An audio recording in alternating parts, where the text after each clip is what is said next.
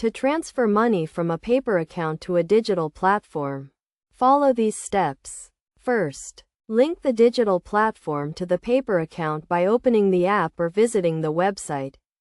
Then log in using the paper credentials.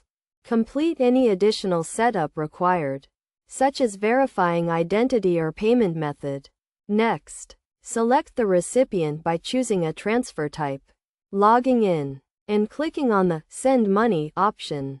Choose the country and transfer type, such as bank deposit, cash pickup, or mobile load, and enter the recipient's details, including name and bank account information. During checkout, select the paper account as the payment method, confirming that the funds will be deducted from the paper balance or linked funding source. Review and confirm the transfer details, including fees and delivery time. Then click Send Money to complete the transfer. The transaction can be tracked on the app or website, with notifications sent via email and SMS by following these steps.